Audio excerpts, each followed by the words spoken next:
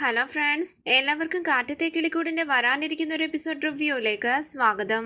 ഈ റിവ്യൂ നിങ്ങൾക്ക് ഇഷ്ടമായെങ്കിൽ ലൈക്ക് ചെയ്തും സബ്സ്ക്രൈബ് ചെയ്തും സപ്പോർട്ട് ചെയ്യണേ. കോളേജിൽ പഠിക്കുന്ന 3 പയ്യന്മാരും ഒരു പെൺകുട്ടിയും സുധീഷിന്റെ വണ്ടിയിലേക്ക് കയറുകയും അതിലൊരാളായ രമേശും ആ പെൺകുട്ടി ശ്വേതയും ഓടിച്ചോടി വിവാഹം കഴിക്കാൻ വന്നവരാണെന്ന് സുധീഷ് മനസ്സിലാക്കുകയും അവർക്ക് വേണ്ടുന്ന സഹായങ്ങൾ ചെയ്തു കൊടുക്കുകയുമാണ്. രമേശ് ശ്വേതയുടെ കഴുത്തിൽ താലി കെട്ടാൻ തുടങ്ങുന്ന സമയത്ത് ശ്വേതയുടെ ചെറിയച്ഛൻ അവിടേക്ക് വരികയും രമേശ് പൂമാല സുധീഷിന്റെ കയ്യിലേക്ക് കൊടുത്തിട്ട് ഫ്രണ്ട്സിന്റെ ഒപ്പം ഭയത്തോടുകൂടി അവിടെ നിന്ന് ഓടി പോവുകയുമാണ്. പോലീസ് ഓഫീസറായ ചെറിയച്ഛൻ സുധീഷും ശ്വേതയും ഒളിച്ചോടി വന്ന് വിവാഹം കഴിക്കാൻ പോവുകയാണെന്ന് വിചാരിക്കുന്നു. തുടർന്ന് രക്ഷപ്പെടാൻ ശ്രമിച്ച സുധീഷിനെയും ശ്വേതയും പോലീസുകാരുടെ സഹായത്തോടുകൂടി ശ്വേതയുടെ വീട്ടിലേക്ക് കൊണ്ടുവരികയാണ്. തുടർന്ന് സുധീഷിന്റെ വീട്ടിൽ വിവരം അറിയിക്കുന്നു. സുഭാഷും ഹരീഷും നിധിയും അവിടേക്ക് വരികയും എസ്.പിയുടെ വാക്കുകൾ കേട്ട് സുധീഷിനെ കുറ്റപ്പെടുത്തി സംസാരിക്കുകയുമാണ് ഹരീഷും സുഭാഷും. ഞാൻ ഒരു തെറ്റും ചെയ്തിട്ടില്ലെന്ന് സുധീഷ് പറയുമ്പോൾ നീ എന്താണ് ഇങ്ങനെയായി പോയെന്ന് ചോദിച്ച് സുഭാഷ് സുധീഷിനെ തല്ലുന്നു. പക്ഷേ നിധി മാത്രം സുധീഷിനെ വിശ്വസിക്കുന്നു. സുധീഷിനെ മാറ്റി നിർത്തി സംസാരിച്ച് സത്യങ്ങൾ മനസ്സിലാക്കുകയും നിധി സത്യം തെളിയിക്കുകയുമാണ്.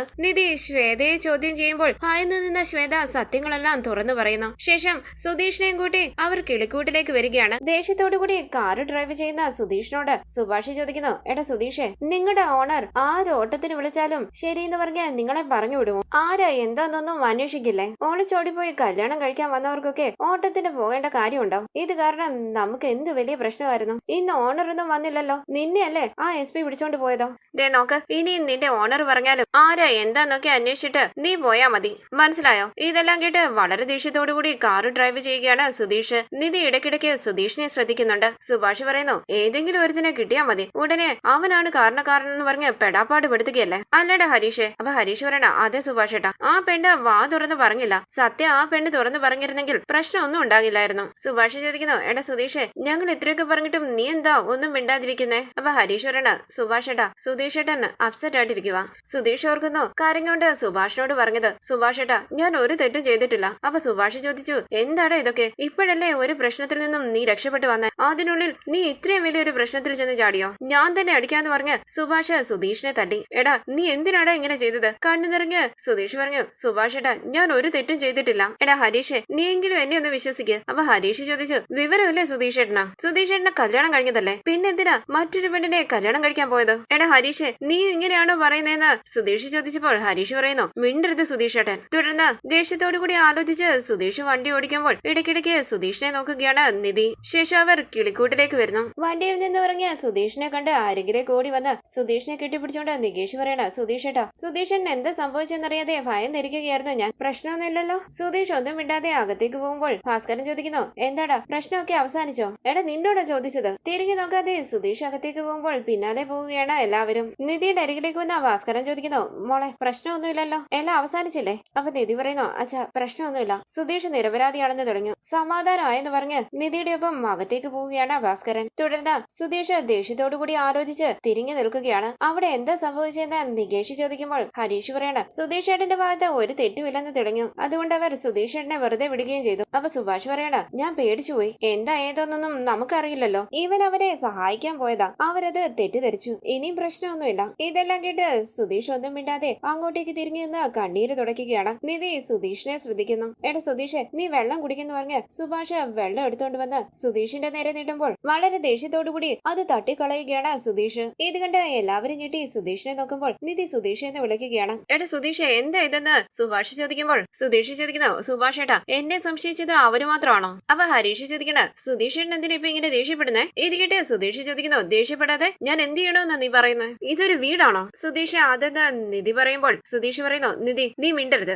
ഇന്ന് എനിക്ക് ഇത് ചോദിച്ചേ പറ്റൂ. അപ്പൊ സുഭാഷ് പറയണ, എടാ സുധീഷ്, നിന്റെ ദേഷ്യം എനിക്ക് മനസ്സിലാവുന്നുണ്ട്. അപ്പൊ സുധീഷ് ചോദിക്കണ, അതെങ്ങനാ സുഭാഷ് ഏട്ടാ എന്നെ കുറിച്ച് ആരെന്ത് പറഞ്ഞാലും നിങ്ങൾ വിശ്വസിക്കുന്നത്? എടാ ഹരീഷ്, നീയും വിശ്വസിച്ചിട്ടേടാ, നിങ്ങൾക്ക് ആരാന്ന് പോലും അറിയാത്ത ഒരുത്തൻ എന്നെ കുറിച്ച് എന്തൊക്കെയോ പറയുന്നു, ഉടനെ അവൻ പറഞ്ഞതാണ് സത്യമെന്ന് വിശ്വസിച്ച് എന്നെ വഴക്ക് പറയുന്നു. എങ്ങനെ കഴിയുന്നു സുഭാഷ് ഏട്ടാ ഇതൊക്കെ? ആ പെണ്ണിന്റെ വീട്ടുകാർ എന്നെ തെറ്റിദ്ധരിച്ചു, എനിക്കത് മനസ്സിലാക്കാൻ പറ്റും. ഞാൻ ആരാണെന്ന് അവർക്കറിയില്ലല്ലോ. ആ പെണ്ണ് ഒരു വാക്ക് പോലും പറയാതെ മൗനമായിട്ട് നിന്നാൽ അവരെന്തായിരിക്കും വിചാരിക്കുക? അതെനിക്ക് മനസ്സിലാകും. പക്ഷേ നിങ്ങൾ എങ്ങനെ ഇതായിരിക്കും നടന്നത്, അതിൽ ഞാൻ തന്നെയായിരിക്കും തെറ്റുകാരെന്ന് എങ്ങനെ വിചാരിച്ചു? സുധീഷ് ഏട്ടാ, സാഹചര്യം അങ്ങനെയല്ലായിരുന്നോ എന്ന് ഹരീഷ് പറയുമ്പോൾ സുധീഷ് പറയണ, സാഹചര്യം എന്തു ആയിക്കോട്ടെ, അവര് പറഞ്ഞത് കേട്ട ഉടനെ ഞാനത് ചെയ്തെന്ന് വിശ്വസിച്ചില്ലേ നിങ്ങള്? ഞാൻ എന്താ അത്രയ്ക്ക് മോശപ്പെട്ടവനാണോ? എന്നെ കുറിച്ച് നിങ്ങൾ അങ്ങനെയാണോ വിചാരിച്ചിരിക്കുന്നത്? ചെയ്തിരിക്കുന്നേ? നിധിയെ കല്യാണം കഴിച്ച് ഈ വീട്ടിലേക്ക് കൂട്ടിക്കൊണ്ടുവന്ന ദിവസം മുതൽ ഈ ജീവിതം നിലനിർത്തി കൊണ്ടുപോകാൻ വേണ്ടി ഞാൻ എന്തൊക്കെ ചെയ്തിട്ടുണ്ടെന്ന് നിധിക്ക് പോലും അറിയില്ല. പക്ഷെ നിങ്ങൾക്ക് രണ്ടുപേർക്കും അറിയാലോ, നിധിയുടെ ഒപ്പം എനിക്ക് ജീവിക്കണം, ഞാനും അവളും ഭാര്യ ഭർത്താക്കന്മാരായി സന്തോഷമായിട്ട് ജീവിക്കണം എന്നൊക്കെ ഞാൻ ആഗ്രഹിച്ചത്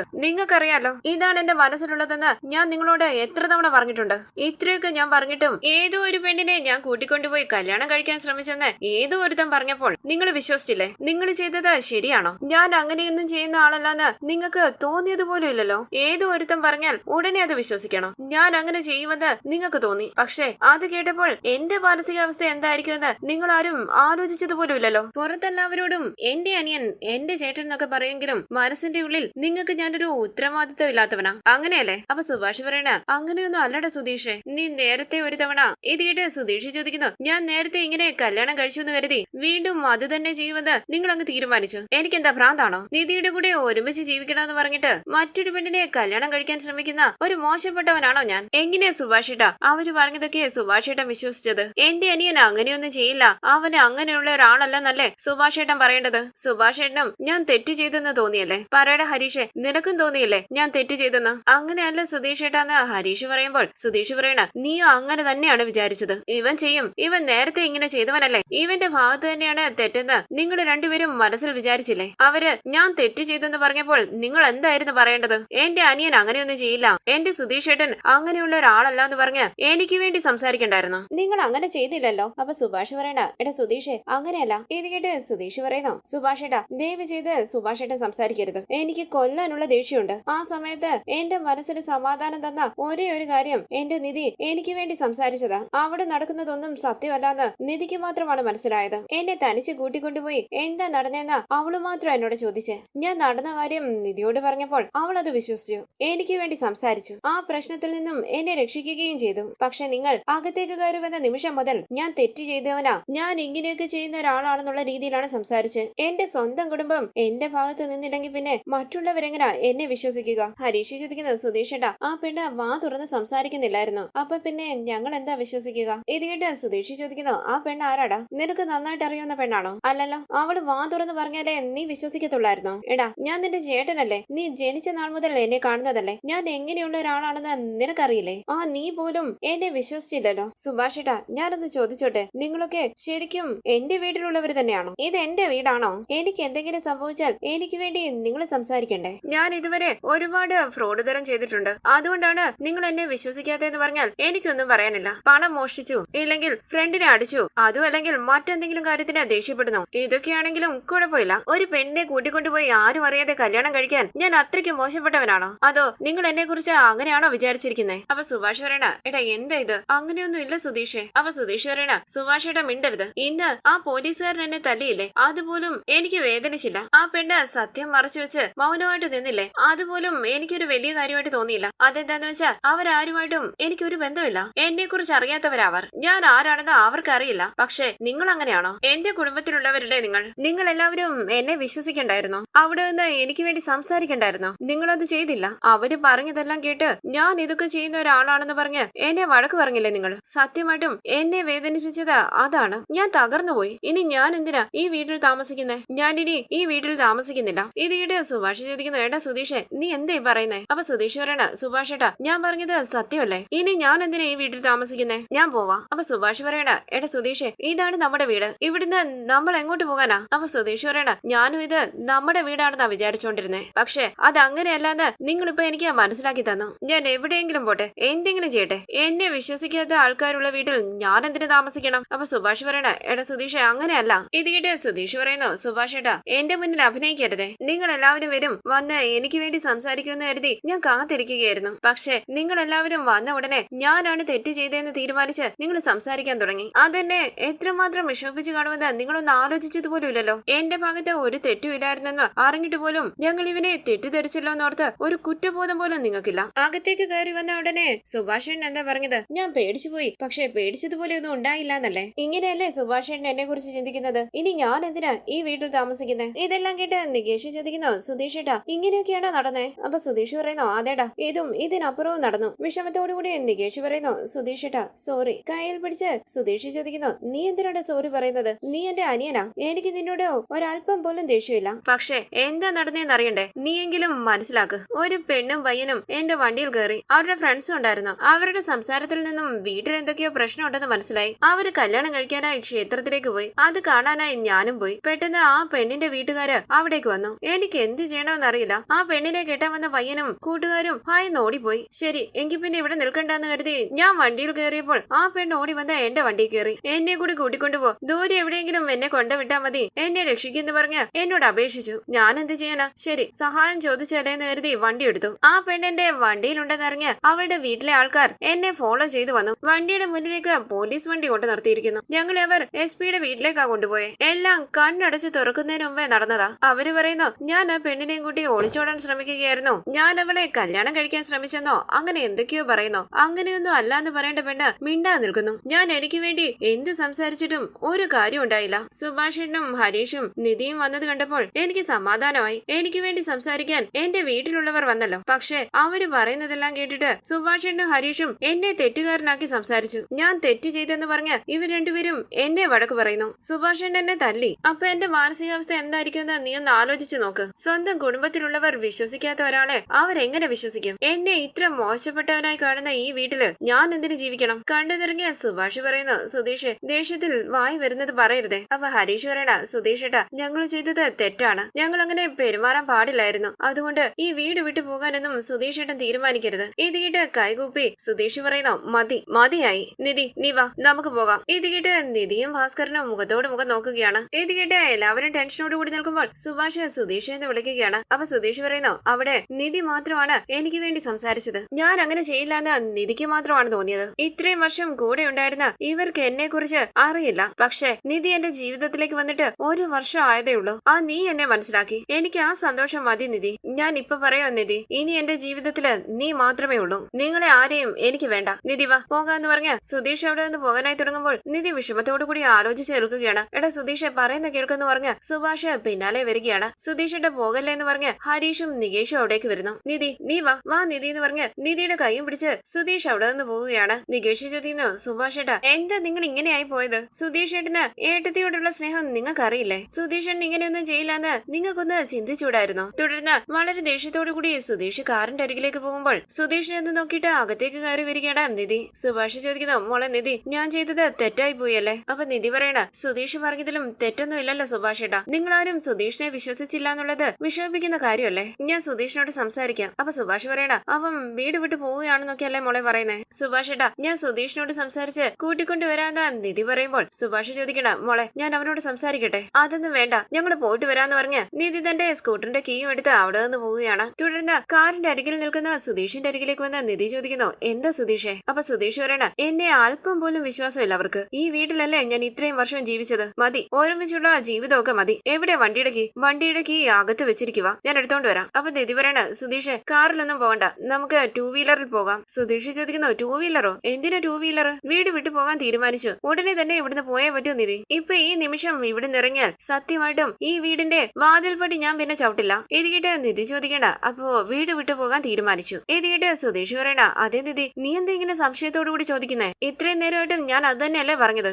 എന്നെ വിശ്വസിക്കാത്ത വീട്ടില് ഞാൻ എന്തിനു താമസിക്കണം? അപ്പൊ നിധി പറയണ, ശരി വീട് വിട്ട് പോകണോ വേണ്ടിയെന്ന് പിന്നെ തീരുമാനിക്കാം, ഇപ്പൊ നമുക്ക് ഇവിടെ നിറങ്ങി എങ്ങോട്ടെങ്കിലും പോയിട്ട് വരാം. അതിന് ഈ 2 വീലർ ഓക്കെ അല്ലേ? അപ്പൊ സുധീഷ് പറയണ, ഇപ്പോഴല്ല, ഇനി ഒരിക്കലും ഞാൻ ഈ വീട്ടിലേക്ക് വരില്ല. ഇതൊരു വീടാണോ? സ്വന്തം അനിയൻ തെറ്റ് ചെയ്തിട്ടുണ്ട്, അവൻ അങ്ങനെ ചെയ്യുന്നവനാണെന്ന് എല്ലാവരുടെയും മുന്നിൽ വെച്ച് സുഭാഷേനും ഹരീഷും പറഞ്ഞില്ലേ? ഇത്രയും വർഷമായിട്ടും അവരെന്നെ മനസ്സിലാക്കിയത് അങ്ങനെയാ. ഇനി എനിക്ക് ഒരു നിമിഷം പോലും ഇവിടെ നിൽക്കാൻ പറ്റില്ല നിധി. ഇത് കേട്ട് നിധി പറയുന്നു, ശരി ആദ്യം നമുക്ക് ഇവിടുന്ന് പോയി റിലാക്സ് ആയിട്ട് എവിടെയെങ്കിലും ഇരിക്കാം, അത് കഴിഞ്ഞ് എന്ത് വേണമെന്ന് ഡിസൈഡ് ചെയ്യാം, ഓക്കെ അല്ലേ? അങ്ങനെ നിധി സ്കൂട്ടറിലേക്ക് കയറാനായി തുടങ്ങുമ്പോൾ സുധീഷ് ചോദിക്കുന്നു, നീയാണോ ഓടിക്കുന്നത്? അപ്പൊ നിധി പറയണ, അതെ ഞാനോ ഓടിക്കുന്നത്, എന്താ ഞാൻ ഓടിച്ചാ വരില്ലേ? അപ്പൊ സുധീഷ് പറയണ, ഞാൻ അങ്ങനെ പറഞ്ഞു നിധി, ഇവരെല്ലാവരും വിശ്വസിക്കാതിരിക്കാം, പക്ഷെ ഞാൻ നിന്നെ വിശ്വസിക്കുന്നുണ്ട് നിധി. നീ എന്നെ 2 വീലറിൽ കൊണ്ടുപോയി തെള്ളിയിട്ടാലും കുഴപ്പമില്ല, ഞാൻ കൂടെ വരും. അപ്പൊ നിധി പറയണ, നന്നായിട്ടുണ്ടല്ലോ സുധീഷിന്റെ വിശ്വാസം, ഞാനപ്പം കൊണ്ടുപോയി തള്ളിയിടുമെന്നാണ് പറയുന്നത്. അപ്പൊ സുധീഷ് പറയണ, തള്ളിയിട്ടാലും കുഴപ്പമില്ലെന്നാ പറഞ്ഞ്, ഈ കാര്യത്തില് ഞാൻ നിധിയെ പൂർണ്ണമായും വിശ്വസിക്കുന്നു, ഇവരെ പോലെയുള്ള ആളല്ല ഞാൻ.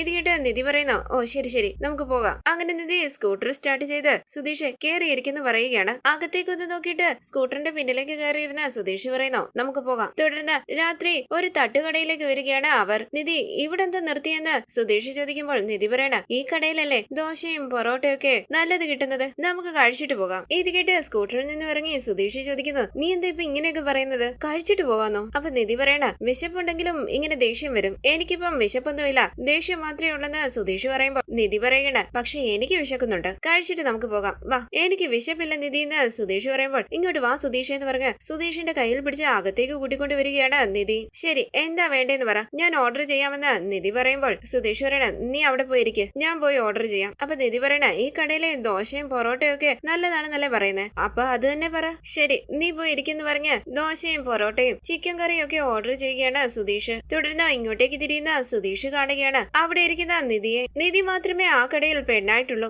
അവിടെ ഭക്ഷണം കഴിക്കാനായി വന്നിരിക്കുന്നവരെല്ലാവരും ആണുങ്ങളാണ്. അരികിലേക്ക് വന്ന സുധീഷ് പറയുന്നു, നിധി, ഇവിടെ ആണുങ്ങൾ മാത്രമേ ഉള്ളൂ, നമുക്ക് കുറച്ച് അങ്ങോട്ടേക്ക് മാറിയിരുന്ന് കഴിച്ചാലോ? അപ്പൊ നിധി പറയണ, അവരാരും ഇങ്ങോട്ട് നോക്കുന്നില്ലല്ലോ, അവര് ഭക്ഷണം കഴിക്കുകയല്ലേ, അവരവിടെ ഇരുന്നോട്ടെ, അതിന് നമുക്കെന്താ? സുധീഷ് ഫുഡ് ഓർഡർ ചെയ്തില്ലേ? ആ ഓർഡർ ചെയ്തെന്ന് സുധീഷ് പറയുമ്പോൾ നിധി പറയണ, എങ്കിൽ പിന്നെ ഇരിക്കെ, നമുക്ക് കഴിക്കാം. തുടർന്ന് സുധീഷിന് ഭക്ഷണം എടുത്തു കൊടുത്തുകൊണ്ട് നിധി പറയുന്നു, കഴിക്കും സുധീഷ്. അപ്പൊ സുധീഷ് പറയണ, എനിക്ക് വേണ്ട, നീ കഴിക്കുക. സുധീഷ് വിഷമത്തോടുകൂടി ഭക്ഷണം കഴിക്കാനായി തുടങ്ങുകയാണ്. നിധി കഴിക്കുന്ന സുധീഷ് പറയുമ്പോൾ നിധി പറയണ, സുധീഷ് ആദ്യം കഴിക്കുക. അപ്പൊ സുധീഷ് പറയുന്നു, എനിക്ക് വേണ്ട, നീ കഴിക്കുക. എങ്കിൽ പിന്നെ ഞാനും കഴിക്കുന്നില്ല എന്ന് പറഞ്ഞ് നിധി ഭക്ഷണം കഴിക്കാതെ ഇരിക്കുമ്പോൾ, ശരി ഞാൻ കഴിക്കാന്ന് പറഞ്ഞ് സുധീഷ് ഭക്ഷണം കഴിക്കുകയാണ്. സന്തോഷത്തോടുകൂടി നിധിയും കഴിക്കുന്നു. തുടർന്ന് നിധി പറയണ, സുധീഷിന്റെ മാനസികാവസ്ഥ എനിക്ക് മനസ്സിലാവുന്നുണ്ട്. അപ്പൊ സുധീഷ് ചോദിക്കണ, നിധി, എന്റെ വീട്ടിലുള്ളവർ തന്നെ എനിക്കെതിരായി സംസാരിച്ചില്ലേ, അത് ശരിയാണോ? അപ്പൊ നിധി പറയണ, അവരങ്ങനെ സംസാരിക്കാൻ പാടില്ലായിരുന്നു, അവര് സുധീഷിനെ വിശ്വസിക്കേണ്ടതായിരുന്നു. അപ്പൊ സുധീഷ് പറയണ, നിധിക്ക് എന്നെ വിശ്വാസമായിരുന്നു, പക്ഷെ എന്റെ കൂടെ ഇത്രയും വർഷം ഉണ്ടായിരുന്ന അവർക്ക്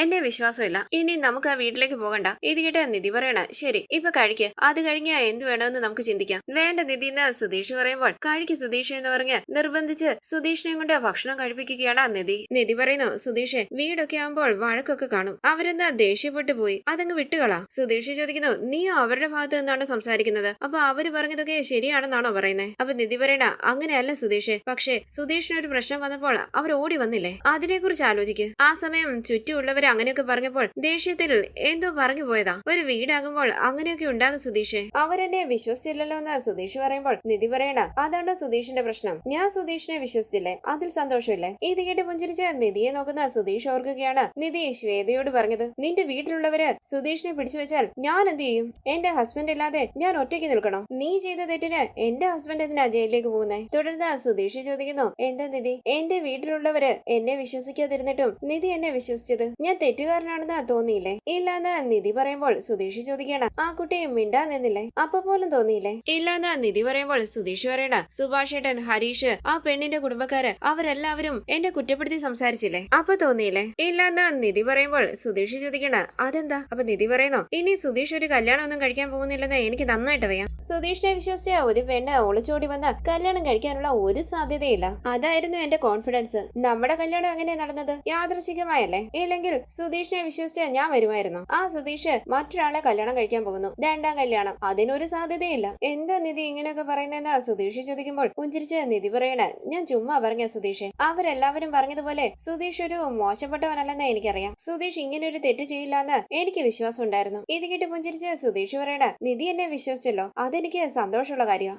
നിധിക്ക് എന്നെ വിശ്വാസമല്ലേ? പുഞ്ചിരിച്ച നിധി പറയുന്നു, അതെ എനിക്ക് സുധീഷിനെ വിശ്വാസമാ. ചിരിച്ചുകൊണ്ട് സുധീഷ് പറയണ, കണ്ടില്ലേ എനിക്ക് കുളിര് കോരുന്നു. ശേഷം നിധിയും സുധീഷും വളരെ സന്തോഷത്തോടു കൂടി സംസാരിച്ച് ഭക്ഷണം കഴിക്കുകയാണ്. തുടർന്ന് സുഭാഷും നികേഷും ഹരീഷും ഭാസ്കരനും എല്ലാം വളരെ വിഷമത്തോടു കൂടി ഇരിക്കുമ്പോൾ സ്കൂട്ടറിൽ അവിടേക്ക് വരികയാണ് നിധിയും സുധീഷും. പാട്ട് കേട്ടോണ്ട് പുറത്തിരിക്കുന്ന ഭാസ്കരൻ സുധീഷ് അകത്തേക്ക് പോകുന്നത് കണ്ട് നിധിയോട് ചോദിക്കുന്നു, എന്താ മോളെ, എല്ലാം ശരിയായോ? നിധി റേഡിയോ ഓഫ് ചെയ്യുകയാണ്. സുഭാഷ് സുധീഷ് എന്ന് വിളിക്കുമ്പോൾ സുധീഷ് ഏട്ടാന്ന് വിളിച്ച് കണ്ണു നിറഞ്ഞ് കെട്ടിപ്പിടിക്കുകയാണ് നികേഷ്. നിധിയും ഭാസ്കരനും അവിടേക്ക് വരുന്നു. സുധീഷ് ചോദിക്കുന്നു, എന്താടാ നികേഷ്, ഞാൻ നിന്നെ വിട്ടുപോകുമെന്ന് വിചാരിച്ചോ? എനിക്ക് നിന്നോട് ഒരു ദേഷ്യമില്ല. സുധീഷിന്റെ അരികിലേക്ക് ചെന്ന് കയ്യിൽ പിടിച്ച് ഹരീഷ് പറയുന്നു, സുധീഷ് ഏട്ടാ സോറി. സുധീഷ് കൈ തട്ടി മാറ്റുമ്പോൾ കണ്ണു നിറഞ്ഞ് സുധീഷ് ഏട്ടാന്ന് വിളിച്ച് കെട്ടിപ്പിടിക്കുകയാണ് ഹരീഷ്. സോറി സുധീഷ് ഏട്ടാ, ഇനി ഞാൻ ഒരിക്കലും ഇങ്ങനെ പെരുമാറില്ല, എന്നെ കെട്ടിപ്പിടിക്ക്. അപ്പൊ സുധീഷ് പറയണ, ഞാൻ നിന്നെ കെട്ടിപ്പിടിച്ചൊന്നുമില്ല, എന്തിനാ എന്റെ കൈ പിടിച്ച് വലിച്ചോണ്ട് പോകുന്നേ, പോടാ. കരഞ്ഞുകൊണ്ട് സുധീഷിനെ കെട്ടിപ്പിടിച്ച ഹരീഷ് പറയണ, സുധീഷ് ഏട്ടാ ഞാൻ സോറി പറഞ്ഞില്ലേ, ഇനി എന്നോടൊന്ന് ക്ഷമിച്ചൂടെ? സുധീഷ് ഒന്നും മിണ്ടാതെ കഴിയാതെ വിഷമത്തോടു കൂടി നിൽക്കുമ്പോൾ കണ്ണു നിറങ്ങിയ അരികിലേക്ക് ചെന്ന് സുധീഷ് എന്ന് വിളിച്ച് കെട്ടിപ്പിടിക്കുകയാണ് സുഭാഷ്. സുധീഷ് കണ്ണു നിറങ്ങി ഒന്നും മിണ്ടാതെ നിൽക്കുമ്പോൾ കരഞ്ഞുകൊണ്ട് സുഭാഷ് പറയുന്നു,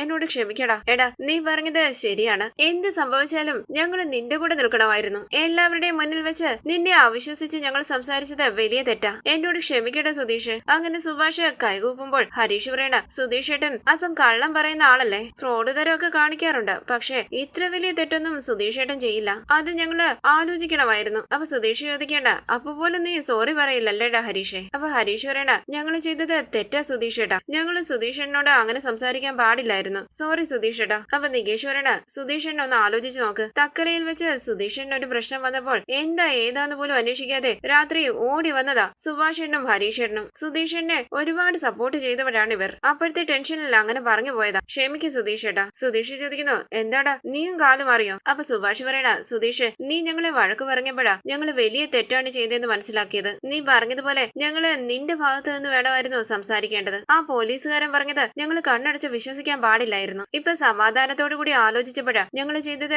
വലിയ തെറ്റാണെന്ന് ഞങ്ങൾക്ക് പോലും മനസ്സിലായത്. ക്ഷമിക്ക് സുധീഷ് എന്ന് പറഞ്ഞ് കണ്ണു നിറഞ്ഞ് കൈകൂപ്പുകയാണ് സുഭാഷ്. ഇനി ഇങ്ങനെ ഒരു കാര്യം ഈ വീട്ടിൽ നടക്കില്ല. ദയവ് ചെയ്ത് നീ ഞങ്ങളോട് ക്ഷമിക്കണം. സോറി സുധീഷ് ഏട്ടാന്ന് ഹരീഷ് പറയുമ്പോൾ സുധീഷ് പറയണ, ശരി ക്ഷമിക്കാം, വേറെ എന്ത് ചെയ്യാനാ. ഇത് കേട്ട് പുഞ്ചിരിച്ച് സ്നേഹത്തോടുകൂടി സുധീഷിനെ ചേർത്ത് പിടിക്കുകയാണ് സുഭാഷ്. സുധീഷ് പുഞ്ചിരിച്ച് എല്ലാവരെയും നോക്കുമ്പോൾ വളരെ സന്തോഷത്തോടു കൂടി നിൽക്കുകയാണ് ഹരീഷും നികേഷും നിധിയും ഭാസ്കരനും. തുടർന്ന് അവിടേക്കിരുന്ന നിധി പറയുന്നു, സമാധാനമായി. എടാ നികേഷ്, എനിക്ക് കുറച്ച് വെള്ളം എടുത്തോണ്ട് വാടാ. ഇപ്പൊ കൊണ്ടുവരാ ഏട്ടത്തി എന്ന് പറഞ്ഞ് നികേഷ് നിധിക്ക് വെള്ളം കൊണ്ട് കൊടുക്കുകയാണ്. വെള്ളം കുടിച്ച് നിധി പറയുകയാണ്, നിന്റെ ചേട്ടനെ പറഞ്ഞു മനസ്സിലാക്കാൻ ഞാൻ ഒരുപാട് കഷ്ടപ്പെട്ടു. ഇനി നിങ്ങൾ ആരും വഴക്കിടാൻ പാടില്ല. എനിക്ക് അതിന്റെ ഇടയിൽ നിന്ന് പ്രശ്നം തീർക്കാൻ പറ്റില്ല. ഇത് കേട്ട് സുഭാഷ് പറയുന്നു, സോറി മോളെ. സോറി സുധീഷ്. സാരമില്ല സുഭാഷ് ഏട്ടാന്ന് സുധീഷ് പറയുമ്പോൾ നിധി ചോദിക്കുന്നു, നിങ്ങളുടെ വഴക്കൊക്കെ തീർന്നില്ലേ? എല്ലാം നോർമൽ ആയില്ലേ? സുധീഷ്, നോർമൽ അല്ലേ? ഞാൻ നോർമൽ ആണെന്ന് സുധീഷ് പറയുമ്പോൾ നിധി പറയണ, നികേഷ്, അവിടെ നടന്നൊക്കെ നീ ഒന്ന് കാണേണ്ടതായിരുന്നു. ആ പെണ്ണുണ്ടല്ലോ. അപ്പൊ ഭാസ്കരൻ പറയണ, മോളെ, ആ പെണ്ണ് വാ തുറന്ന് സത്യം പറഞ്ഞിരുന്നെങ്കിൽ